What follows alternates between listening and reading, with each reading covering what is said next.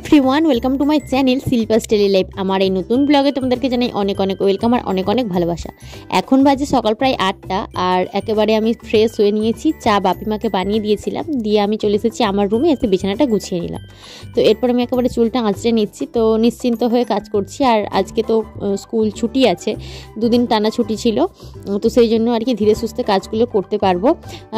তাড়াহুড়ো নেই, সকালটা টাইম, তা না হলে সকালবেলা উঠেই আগে ভাবতে হয় ঘর দোর পরিষ্কার করে স্নান করে এসেই আগে ভাতের হাঁড়িটা চাপিয়ে দিতে হয়। একদিকে পুজো কমপ্লিট করি, পুজো কমপ্লিট করার পর একদিকে ভাতের হাঁড়ি চাপিয়ে দিই, তো আর অন্যদিকে চাটা গ্যাসে বসিয়ে দিই, এরকম হচ্ছে ব্যাপার। আজকে বাপিমাকে আগে চা বানিয়ে দিয়েছিলাম, তারপর ভাবলাম আমি সময় নিয়ে কাজ করি, তার নিজের চাটা বানিয়ে খাবো। এই যে আমি লিকার চা খাই, দুধ চা তো আগেই বানানো হয়ে গেছে। তো এই যে ছাঁকনিটা সেই জন্য ধুয়ে নিচ্ছি আর একবার। তো এটার পর আমি চাটা খাবো, চা খেয়ে দিয়ে তারপরে আমি ধীরে সুস্থে রান্না বসাবো। মায়ের চাটা বানানো রয়েছে, কিন্তু মা এখনও গোয়াল থেকে আসেনি, উঠে জল ভরে রেখে গোয়ালে চলে গেছে। তো সেই জন্য চাটা এখনও পড়ে রয়েছে, আবার যখন আসবে তখন আবারও একবার গরম করে তারপরেই খেতে হবে, মানে দিতে হবে ওনাকে। এই যে আমি লিকার চা আর দুটো বিস্কুট নিয়ে নিয়েছি।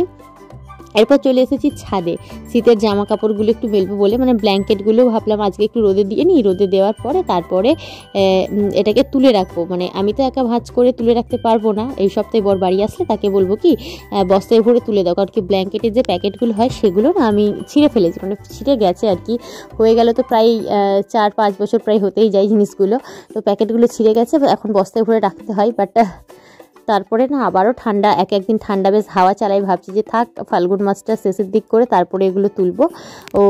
এই আর কি। তো তারপরে দেখো আমি চলে এসেছিলাম একটু ফুল তুলতে, আমাদের বাড়ির সামনে ফুল গাছটায় বেশ ভালো ফুল হয়। তো আমি খুব একটা বেশি তুলি না, 8টা প্রয়োজন ছিল, তাই জন্য আমি 8টা টগর ফুলই তুলেছি, তা না হলে বাকি সবাই তুলবে, সেই জন্য আমি আর তুললাম না এক্সট্রা। আর আজকে হচ্ছে শাশুড়িমা ধান সেদ্ধ করছে উনুনে, তো ধানের মধ্যে আমি একটা আলু দিয়েছি, যে আলুটা সেদ্ধ হলে আলুটা পোড়া হয় আর কি ধানের মধ্যে, খেতে বেশ টেস্টি হয়। তো ভাবলাম সেটা দিয়ে আমি মুড়ি খাবো। আর তার আগে আমাকে খিদে পেয়ে গেছে, এখন তো প্রায় 10:30 বেজে গেছে, ভাবলাম একটু বসে বসে কেক খেয়ে নিই। তো কেকটাই খাওয়া হলো, মুড়ি আর খাওয়া হলো না, কারণ কি আলুটা সেইভাবে ভালো সেদ্ধ হয়নি। তো দেখো আমি আমলকিগুলো কেটে একটু রোদে দিলাম। তো বর আমলকি নিয়ে এসেছিলো, কাঁচা খেতে বলেছিল, আমি আমলকি খেতেই পছন্দ করি না, তো বললো তাহলে যদি না খাও আর এটাকে হয় পেস্ট করে লিকুইড যে রসটা হয় সেই রসটা খাবে, তা না হলে এটাকে স্লাইস করে করে কেটে রোদে দিয়ে শুকিয়ে রেখে দিও। আমি ভাবলাম শুকিয়ে রোদে দিয়ে দিই, আর আগে করতাম কি এটার মধ্যে লবণ মাখিয়ে রোদে দিতাম, পরের দিন দেখতাম জল বেরিয়ে ভেঙে ফুটে গেছে, তাই ভাবলাম আজকে আধা শুকনো করে নিই, তারপরে আমি আবার লবণ মেশাবো। এইদিকে দেখো শাশুড়িমা ধান মিলেছে, বেশ কিছুটা ধান মিলেছে, আবার কিছু সেদ্ধ করেছে, আর আমি আজকে অনেকগুলো কাচাকুচিও করেছি, বেশ ভালো সুন্দর রোদ হয়েছে বলে ওগুলো মেলে দিয়েছি। আর এখন দেখো রাত্রিবেলা, আজকে দেওর বাড়ি আসলো অনেকদিন পর, প্রায় 2 মাস পর।